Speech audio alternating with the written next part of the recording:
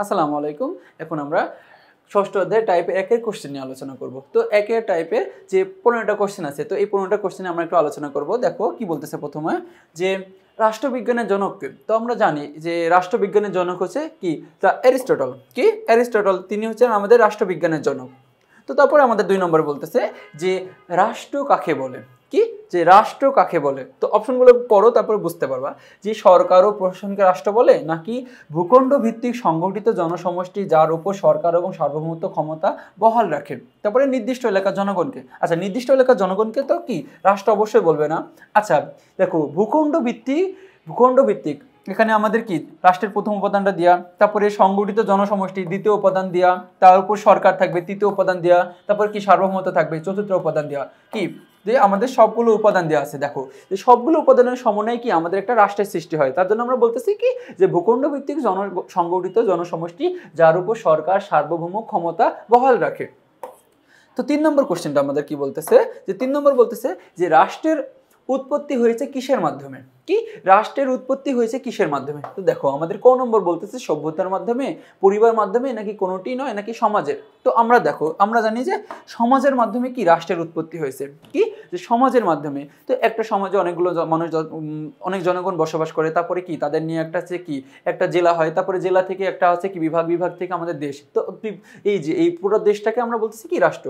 তারপরে রাষ্ট্র সৃষ্টি করেছেন কে? আচ্ছা, রাষ্ট্র সৃষ্টি করেছেন হচ্ছে আমাদের যে দেখো যে ঈশ্বর, নাকি প্রাকৃতিক শক্তি, নাকি সেনাবাহিনী, নাকি মানুষ। আচ্ছা, তো মানুষের মাধ্যমে কি রাষ্ট্র সৃষ্টি করে। তো মানুষ হিসেবে কি রাষ্ট্র সৃষ্টি করে। তো মানুষ ছাড়া কি অন্য কোনো ব্যক্তি, অন্য কোনো প্রাণীর মানুষ সৃষ্টি করতে পারবে না, কি সরি রাষ্ট্র সৃষ্টি করতে পারবে না। তো 5 নম্বর কোশ্চেনে কি বলতেছে, যে রাষ্ট্রকে ঈশ্বরের সৃষ্টি করা একটি প্রতিষ্ঠান মনে করা হতো কখন। তো কি, যে আমাদের বলতেছে দেখো রাষ্ট্রকে ঈশ্বরের সৃষ্টি করা একটি প্রতিষ্ঠান মনে করা হতো কখন। বলতেছে এখানে প্রাচীন যুগে, মধ্যযুগে, নাকি মিশরীয় যুগে, নাকি প্রাচীন ও মধ্যযুগে। তো আমরা বলতেছি কি প্রাচীন ও মধ্যযুগে। দেখো আমাদের কি, যে প্রাচীন ও মধ্যযুগে যে ঈশ্বর সৃষ্টি, দেখো রাষ্ট্রকে ঈশ্বরের সৃষ্টি করা একটি প্রতিষ্ঠান মনে করা হতো।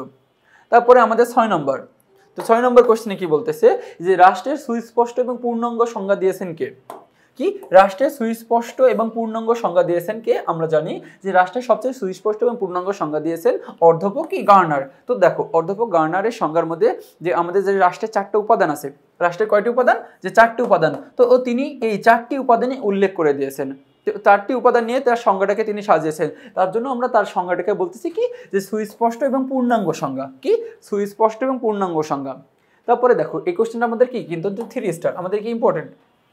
তারপরে বলতেছে কি রাষ্ট্রকে সরকার কর্তৃক প্রণীত আইনি সংগঠন বলেছেন কে। কি বলতেছে, রাষ্ট্রকে সরকার কর্তৃক প্রণীত আইনি সংগঠন বলেছেন কে, যে আমাদের ম্যাকাইভার, নাকি জন লক, নাকি অ্যারিস্টটল, নাকি গার্নার। দেখো গার্নার আমাদের কি, যে রাষ্ট্রের সুস্পষ্ট সংজ্ঞা প্রদান করেছে। তাহলে আমরা বলতেছি কি ম্যাকাইভার। দেখো ম্যাকাইভার হচ্ছে কি বলেছে, সরকার কর্তৃক প্রণীত আইনি সংগঠন বলেছেন ম্যাকাইভার। এরপর আমাদের 8 নম্বর কোশ্চেন কি বলতেছে, যে 8 নম্বর কোশ্চেনে দেখো যে স্বয়ংসম্পূর্ণ জীবনের জন্য কি, স্বয়ংসম্পূর্ণ জীবনের জন্য কতিপয় পরিবার ও গ্রামের সমন্বয়ে গঠিত সংগঠনই হচ্ছে কি রাষ্ট্র। এই সংগঠনটি কে দিয়েছেন। তো আমরা জানি দেখো যে স্বয়ংসম্পূর্ণ জীবনের জন্য কতিপয় পরিবার এবং গ্রামের সমন্বয়ে সংগঠনই হচ্ছে রাষ্ট্র। এই সংগঠন দিয়েছেন আমাদের কি, যে অ্যারিস্টটল। কি, আমাদের হচ্ছে কি, যে রাষ্ট্রবিজ্ঞানী অ্যারিস্টটল দিয়েছেন। তো তার সংজ্ঞায় তিনি এটা বলেছিলেন যে আমাদের কতিপয় গ্রামের সমন্বয়ে যেটা গড়ে উঠেছে সেই গঠিত সংগঠনই হচ্ছে কি আমাদের একটা রাষ্ট্র। তো ম্যাকাইভারের আলাদা সংজ্ঞা আছে রাষ্ট্র নিয়ে। তারপরে অধ্যাপক গার্নারের একটা সংজ্ঞা আছে। প্লেটো কোনো তিনি সংজ্ঞা দেননি, তিনি হচ্ছে রাষ্ট্র নিয়ে কোনো সংজ্ঞা প্রদান করেন নাই। এরপরে আমাদের 9 নম্বর কোশ্চেন আছে, যে 9 নম্বর কোশ্চেন বলতেছে যে রাষ্ট্র হচ্ছে সরকার কর্তৃক প্রণীত আইন দ্বারা পরিচালিত একটি সংগঠন। কি, পরিচালিত একটি সংগঠন। কি আছে, যে প্রণীত একটি সংগঠন যার কর্তৃত্বমূলক ক্ষমতা রয়েছে এবং যার নির্দিষ্ট ভূখণ্ডে বসবাসরত অধিবাসীদের উপর বলবৎ থাকে। দেখো এখানে রাষ্ট্রের কি সকল আমাদের যে 4টা কি আছে, 4টা উপাদান আছে, 4টা উপাদানই আজ আমাদের এখানে কি, যে নির্দিষ্টভাবে বলে দেওয়া হয়েছে, যে সরকার, তারপরে প্রণীত আইন, তারপরে সংগঠন, তারপরে কি কর্তৃত্বমূলক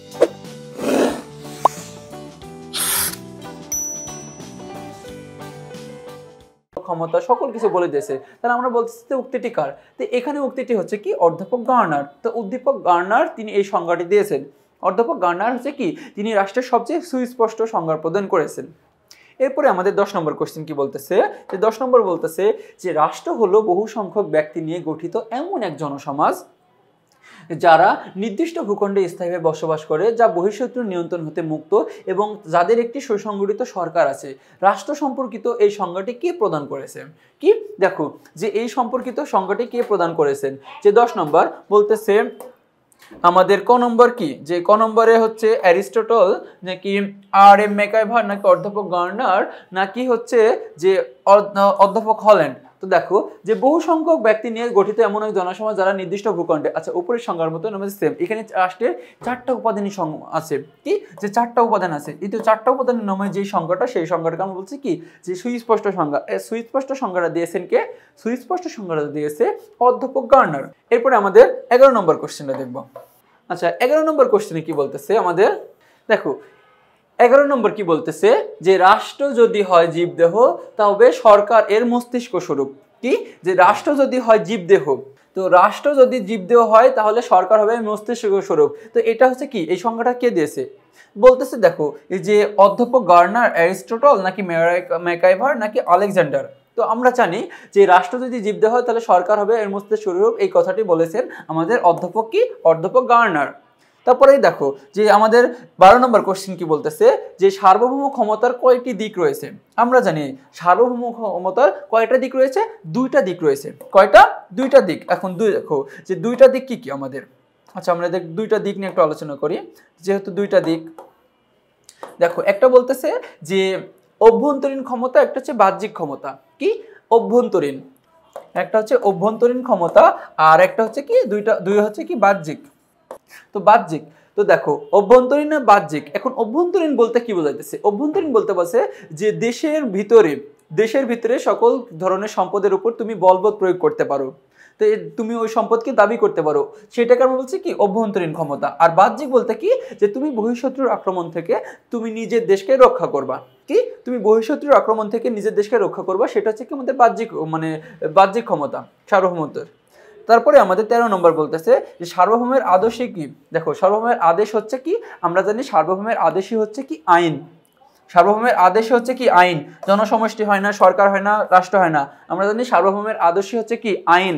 তো আইন দ্বারা আমাদের কি সকল কিছু চলে। এরপরে আমাদের 14 নম্বর কোশ্চেন কি বলতেছে, যে 14 নম্বর কোশ্চেনে বলতেছে দেখো যে রাষ্ট্র যদি জীবদেহ হয় তবে সরকার হলো এর মস্তিষ্ক স্বরূপ। কি যে রাষ্ট্র যদি জীবদেহ হয় সরকার হচ্ছে এর মস্তিষ্ক স্বরূপ। তো উক্তিটিতে প্রকাশ পেয়েছে কি কি প্রকাশ পেয়েছে, দেখো যে 1 নম্বর বলতেছে যে 1 নম্বর বলতেছে আমাদের যে মানুষের কাছে রাষ্ট্রের প্রয়োজনীয়তা। কি যে মানুষের কাছে রাষ্ট্রের প্রয়োজনীয়তা প্রকাশ পেয়েছে নাকি মানুষ ও রাষ্ট্রের অবিচ্ছেদ্য অংশ।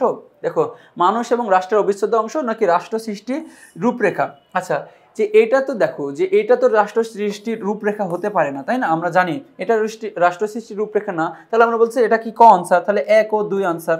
এরপরে আমাদের হচ্ছে 15 নম্বর কোশ্চেনটা কি বলতেছে, দেখো যে 15 নম্বর কোশ্চেনটা বলতেছে যে রাষ্ট্র হলো কি, রাষ্ট্র হচ্ছে কি, দেখো বলতেছে একটি ভূখণ্ড ভিত্তিক সমাজ। তারপরে বলতেছে 2 নম্বর যে এর সংগঠিত সরকার রয়েছে নাকি হচ্ছে কি এর জনসমষ্টি রয়েছে। তো আমরা জানি কি যে রাষ্ট্র বলতে একটা হচ্ছে ভূখণ্ড ভিত্তিক সমাজকে বোঝায়, একটি সংগঠিত সরকার রয়েছে, তারপরে এর জনসমষ্টি রয়েছে। তাহলে আমরা বলতেছি কি যে 1, 2 ও 3 আনসার। তো এর মাধ্যমে আমরা টাইপ 1 এর কোশ্চেনগুলো সলভ করলাম। তো পরবর্তীতে আমরা টাইপ 2 নিয়ে দেখা হবে। তো তখন পর্যন্ত ভালো থেকো, সুস্থ থেকো, আল্লাহ হাফিজ।